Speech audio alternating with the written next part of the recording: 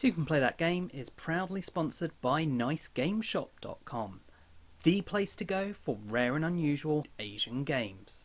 Hi, I'm Michael. Take a seat and I'll teach you how to play Great Western Trail by Pegasus Spiele, a game we're currently giving away 2 copies of here on the channel, and where you will be taking on the role of a rancher, herding your cattle from Texas to Kansas repeatedly to try and make the most money. Whoever's the most successful rancher at the end of the game will win.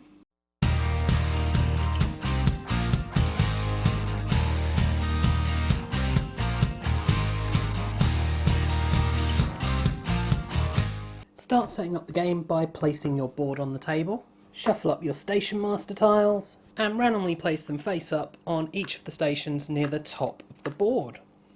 Then take the 7 neutral building tiles and place them on their corresponding space of the board for your first game, or randomly place them if you've had a few games already. Then place the job market token on the first circle space here and sort the rectangle tiles into piles based on the numbers on their back. You'll then shuffle up each of these piles independently and place 7 of the number 1s randomly out on the board.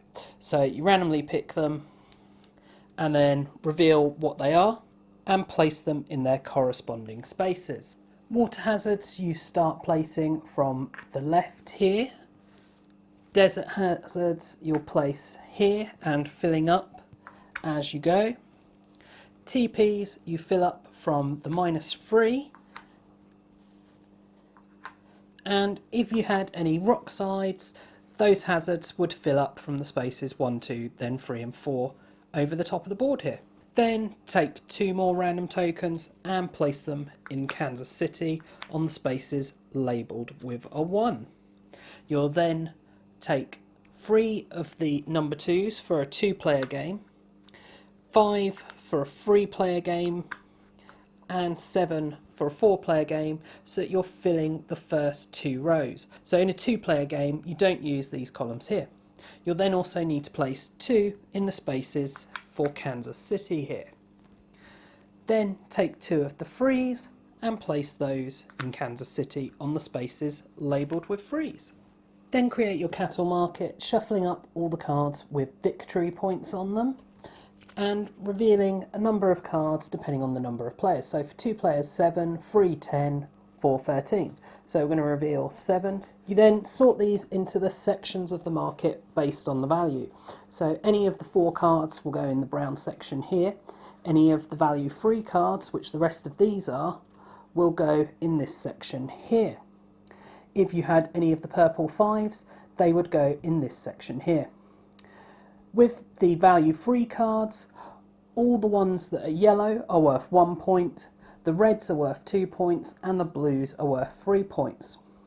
With the browns and the purples, they are all the same cows, but the victory points do vary on the cards. Next, take all the objective cards and separate out the grey backed ones so you've just got the brown backed, shuffle these up, and then reveal 4 next to the board to be your general objective display. Then place all the coins near the board as your bank. Each player then picks a colour and takes the corresponding player board, all the wooden components, and the 10 buildings of their colour.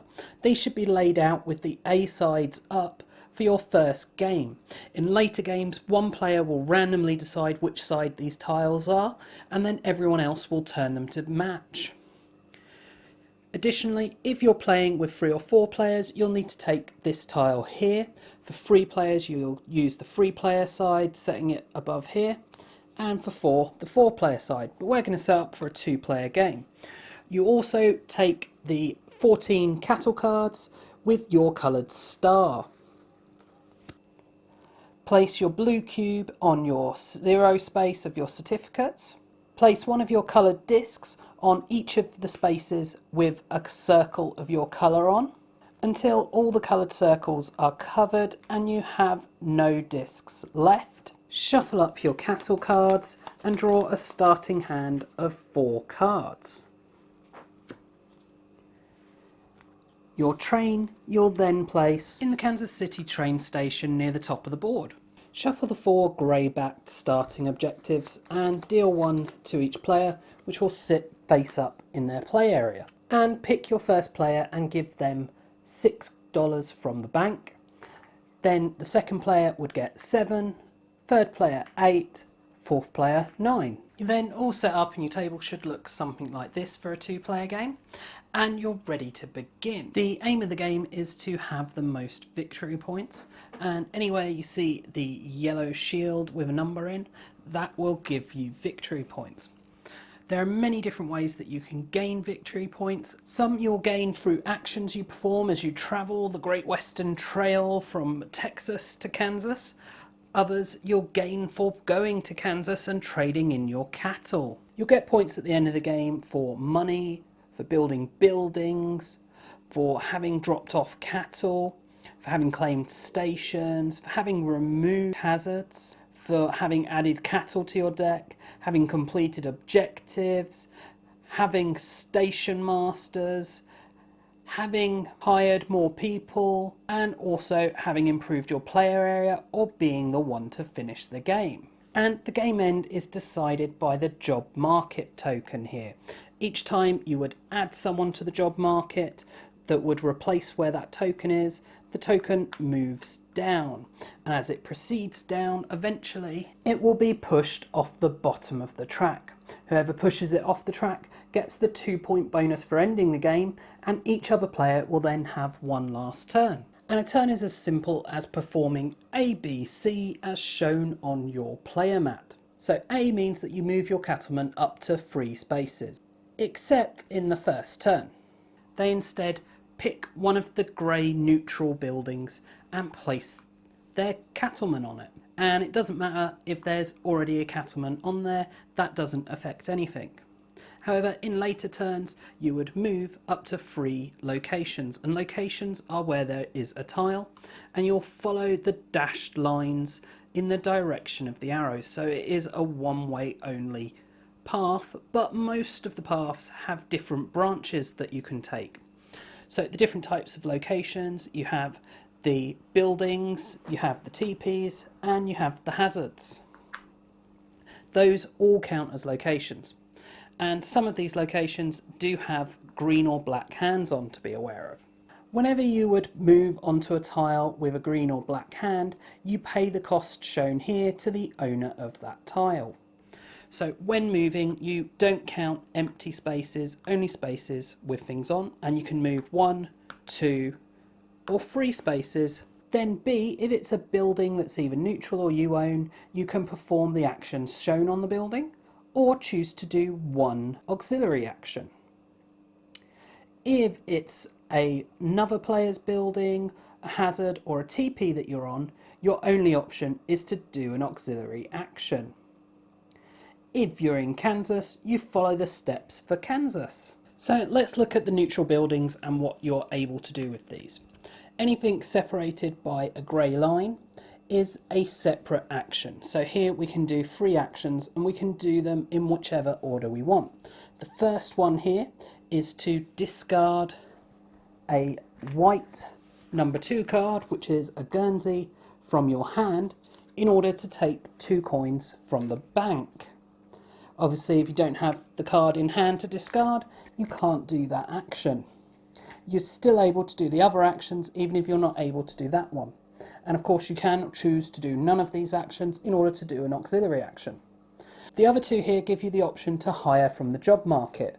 Firstly, at the cost shown, and secondly, for $2 more. The cost to hire someone is shown on the right hand side of the row. So here, both of these would cost 6, but so would this one. If it was in this row here, it would cost $7. To hire someone, you simply remove the token from the board and place it in the next empty space of that type of worker on your player board. If placing the token would cover something up, that is an ability that immediately activates. For example, this one here is discard a Guernsey in order to move your certificate down 1 space. The B tile only has 2 actions on. The first one is to discard a green Dutch belt card from your hand in order to gain 2 money. And the second one is to pay money in order to add a building to the board, the cost of which is 2 times the number in the top left here. Also, you can only build buildings where the number in the top left here is equal to the number of builders that you have. So at the beginning of the game, you can only build ones with a value of 1, and it would cost 2 coins. You simply pay the money and add the tile to any empty building space on the board. If you add it to one of the spaces with symbols underneath, that means when you go there, you can additionally perform that action. So if it was here, the blue could go there. However, these spaces, you potentially always have to go through hazards in order to reach. Instead of building a building, you can also choose to upgrade a building. The costs and requirements to do this are, rather than the number in the top left, it's the difference between the old building and the new building. So with just 1 worker, for 2 money, I could upgrade this 1 building to a 2. The C location is the first one with this white slash here, and that means you have to choose one or the other of those options to perform. So the options here, we have move your certificate cube down 1, or take an objective. Taking an objective, you choose one of the 4 objectives that are face up next to the board, and you add it to your discard pile. These can then be played at the start or end of either A, B or C in order to gain the immediate effect stated in the corner. Once you play it, it does not get played to your discard pile. It is played down in front of you and then is an objective you're trying to meet. The symbols on there tell you what you need. So in this case, a building, a green teepee and a blue teepee would get you 3 points at the end of the game. However, if this is down and you've not completed it, you'll lose 2 points. Alternatively, you can of course just keep it in your deck and cycle it through, and it will not cost you any points if you fail to complete it. When you take an objective card, you then draw a new one to replace it. Rather than taking one of the 4 face-up cards, you can choose to take the top card off the deck instead. The other action C gives you is to move your engine, and it moves a number of spaces equal to the number of engineers. So at the start of the game it would be 1, as you gain more, you get more. And your engine moves along following the numbered spaces. So if I was moving 2, I'd go 1, 2. Say you needed to move and there was an engine in front of you, you would then move so that you skip over it. So you'd go 1 would actually move you 2 spaces, so you'd gain more for your movement. Also, you can choose to move into these station houses here. If you do so, you can then spend a number of coins as shown in order to gain points at the end of the game. And you'll place one of the white bordered coloured discs from your player board onto here to mark that. So all of the ones on your auxiliary actions here are white bordered, but then the ones along the top here are black bordered, so you could not remove these to place them in that station. You'd have to place those in one that will accept either black or white. So here is a closer example of spaces that you can only place discs that have come from white spaces, and here are examples of ones that will accept black or white.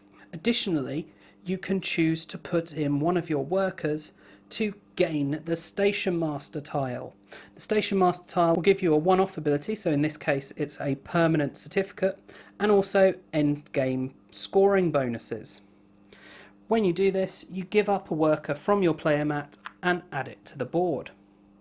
This is then placed in your player area. D again has options, and the bottom one is to discard 2 money to the bank in order to then move your train forward 2 spaces, as we've just discussed doing, or to trade with the Indians, which allows you to remove one of the teepee tiles from the board, and it can be any one of your choice.